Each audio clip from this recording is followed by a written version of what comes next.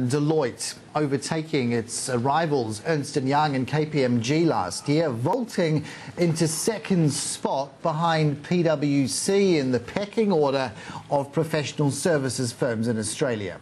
Now, its new CEO, the American-born Cindy Hook, has been inside Deloitte for almost 3 decades and now becomes the first woman to head a Big Four accounting firm in the country. Now, while Hook's admitting there's a level of caution in Australia when it comes to clients and their view on the economic outlook, she is upbeat on the firm's growth prospects. She sat down to talk with me this week in the wake of the RBA cutting those interest rates. Cindy Hook, a warm welcome to you and congratulations on the role, which I'd like to delve into shortly. But in the initial kind of aftermath of a big decision by the Reserve Bank today, part of it has all been about reigniting growth, a sense that things have stalled. I'm wondering how you judge a move like that on rates in terms of the message it sends to business, in particular, where confidence levels haven't been firing either. Yeah, no, confidence hasn't been high. You know, in Australia anyway, I just been at a world meeting, and actually confidence in the U.S. is quite high.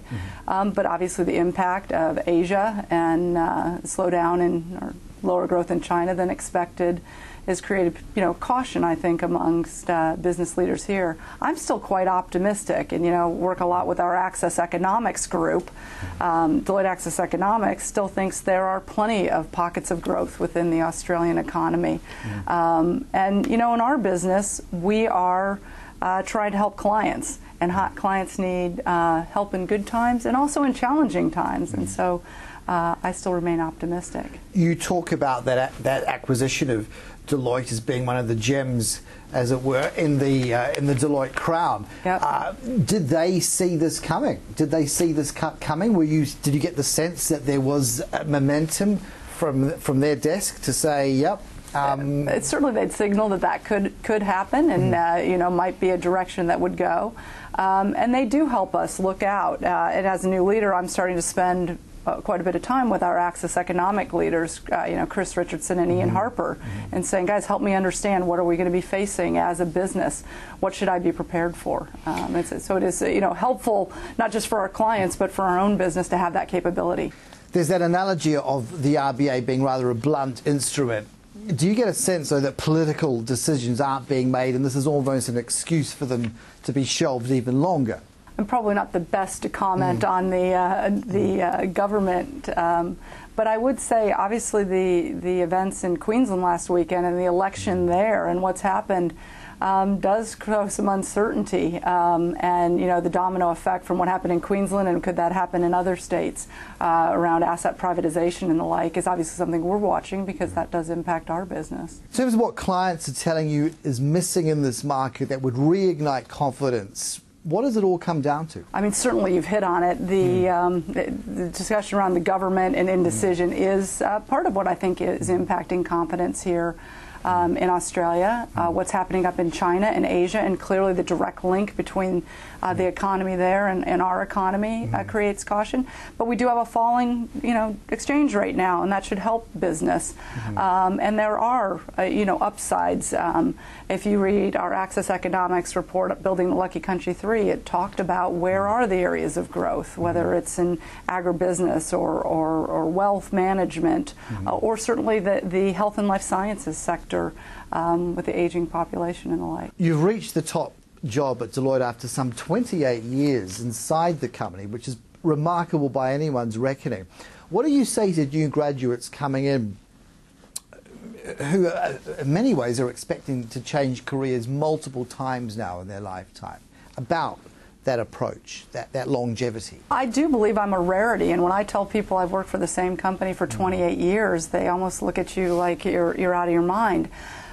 But to me, a career is about experience, and I think that's exactly what young people today are looking for. But they feel they have to move from one company to another to get different experiences.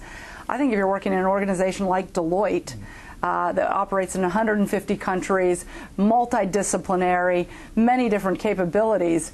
If you're proactive and you work at it, you can, I think I've had 10 careers in one career, and I have gotten very different experiences, albeit within one company. Not every company is, of course, a multinational, and without the opportunity to come down under, your life could have been a whole lot different. You'd acknowledge, really, that ability was key. That was a very big move, and took a bit of risk in doing it. And, different people are comfortable with different levels of risk, and I think over my career I've gotten more comfortable taking risk and making big moves, and I think you get that confidence when you make a move and it pays off and you see the opportunity it gives you. Then it gives you, okay, well, I'll try something else big. And obviously Australia and the move down here was one of the bigger career moves I made. Looking back, though, you have said I was probably a little more cautious along the way than I would be if I went back. What specifically do you refer to there? Yeah, probably would have made more moves, may not have stayed in. I was in San Francisco for my whole career till I moved here. Looking back, could I have gone and gotten some different experiences elsewhere? And then obviously this was such a great experience. Taking on different client responsibilities and stuff. I think at heart, as a background, I'm an auditor. Auditors have a level of skepticism amongst them, and I think that's part of what might have held me back earlier. But the further you go in your career, the more comfortable you get with those things. It's interesting you talk about that auditing background, and then the further you go in the career, because the higher you climb, even to the level you're not now at, you've said, look, it's less about accounting, right? At your level, it's more about the creative juices flowing and having that vision. Yep. What are you bringing to the table that is so markedly different from your predecessor, or is more of the same at this moment in time what's needed? Yeah, Guillaume obviously had a big influence on my career. I admire him, and I've learned a lot about him, about innovation and driving change.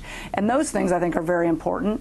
I think I bring great team leadership. I've gotten where I am off the back of building high-performing teams, and in an organization of the size and complexity of ours, of Deloitte, there is no way that one person can see it all, know it all, do it all.